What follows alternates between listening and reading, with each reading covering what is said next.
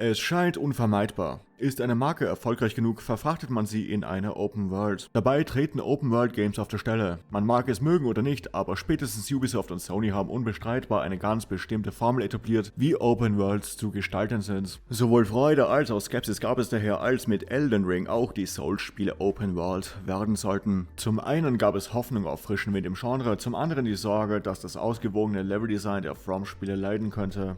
Man kennt es. Bildschirme vollgepflastert mit Missionszielen, Kompass und unendlichen Icons, die man mechanisch abarbeitet. Besonders erkundungslastigen Spielen tut das weniger gut, denn durch penetrantes Händchenhalten geht viel vom spielerischen Freiheitsgefühl verloren. Sprich, nicht mehr selbst Locations erforschen, sondern den Stick banal bis zum nächsten GPS-Point nach vorne halten. Klar, Open Worlds sind visuell komplex und Frust könnte aufkommen, findet man den nächsten Wegpunkt nicht. So fühlen sich aber Souls-Likes wie Bloodborne oder auch andere Klassiker wie Super Metroid viel freier an als viele Open Worlds.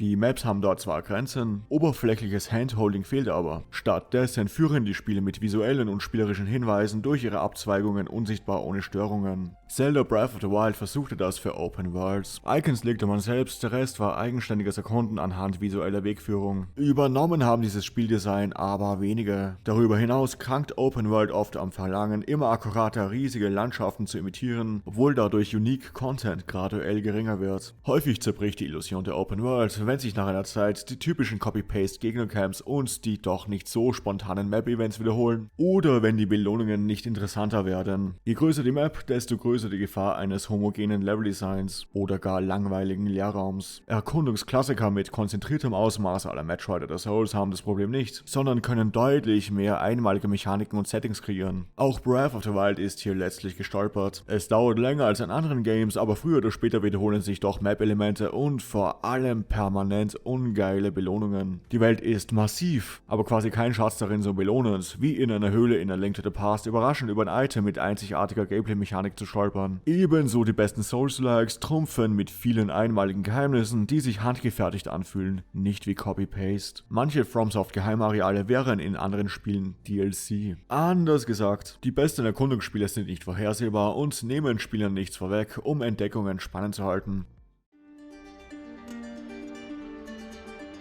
Und dann kam Elden Ring. Es machte dort weiter, wo der Open-World-Aufbau von Breath of the Wild auf seine Grenzen stieß. Wie in Zelda deuten ein paar wenige Marker in Richtung der Storybosse, aber die Wege sind völlig offen. Erkundung ist interessenorientiert, mit den Weltmechaniken muss man sich selbstständig auseinandersetzen. Bevor ich überhaupt die Fähigkeit zum Aufleveln hatte, hat mich das Spiel bereits in einen Late-Game-Dungeon verfrachtet, aus dem ich mich mit eigener Initiative befreien musste. Der für viele erste Schloss-Bossgegner hat mich anfangs nicht interessiert. Ich habe also nach Wegen vorbeigesucht und auch gefunden. Der Map-Horizont ist voll mit Aussichtspunkten, zu denen es Spielern natürlich leitet. Zelda war zwar etwas smarter darin, Spielern die Karotte vor die Nase zu halten. Egal wo, durch die leuchtenden Schreine gab es immer ein Ziel. Und durch die Kletter- und Flugmechaniken erreichte man sie schneller. Aber Payoff gab es selten. Jeden Berg erklimmen, sich in Wäldern verlieren. Hier brillierte Zelda. Aber am Ende warteten die immer selben Schreine, Goblin-Camps, das 20. Platziere den Steinrätsel und Items, die nach 5 Minuten kaputt gehen. Zelda musste sein zuvor berühmtes Dungeon-Design hart komprimieren. Elden Ring schloss den Kreis. Die komplexen Souls-Dungeons sind mit all ihren Verwinkelungen, Abkürzungen, kerkerspezifischen Mechaniken, Grafiken und Gegnern natürlicher Bestandteil der Open World. Kleine Kerker, vergleichbar mit den Zelda-Schreinen, fühlen sich der Welt zugehörig an, statt wie abstrakte Minispielkammern. Da keine Schreine auf dem Horizont leuchten, muss man in Elden Ring zwar häufiger auf gut Glück die Map erforschen, hat dafür aber viel einprägsamere Payoffs. Mal eben aus Interesse eine Schlucht erkundet, findet man sich womöglich in einem riesigen Bollwerk, geheimen Dorf oder in einem Monsternest. Wenn man denkt, man hat alle Spielelemente durchschaut, belehrt Elden Ring eines Besseren. Zumal sich die Belohnungen echt anfühlen. Die zerbrechenden Waffen in Zelda waren eine Balancing-Maßnahme, aber dämpften jedes potenzielle Gefühl, etwas erreicht zu haben. In Elden Ring wiederum bietet jeder Ort einzigartige Items. Klar, nicht überall findet man das krasse Moonlight Sword, aber jeder Zauber, jeder Summon, ja sogar sogar jeder Buff ist irgendwie eigenständig, statt nur eine plumpe Kopie mit höheren Stats. Manchmal trübt es schon die Stimmung, wenn hinter dem Boss eine Waffe wartet, die für den eigenen Bild untauglich ist. Aber es bleibt dennoch ein greifbarer Lohn, der nur an diesem Ort zu finden ist und eben permanent bleibt, zumal die stetig neuen Gegnerkreaturen selbst schon Payoff sind. Genre-typische Crafting-Items gibt es zwar auch, aber die sind unaufdringlich und ignorierbar. Als gestandener Open-World-Hater hat mich Elden Ring Dutzende Stunden überrascht, aber paradoxerweise Genre-Kritikpunkte nicht ganz umgangen. Mein Lob für Elden Ring könnte man ja fast 1:1 auf die Erkundung in Dark Souls oder Bloodborne übertragen. Dort fehlt den typischen FromSoft Vistas zwar etwas das neue Gefühl von epischer Größe im Stil Shadow of the Colossus, dafür gibt es in Elden Ring erstmals eklatante Wiederholungen,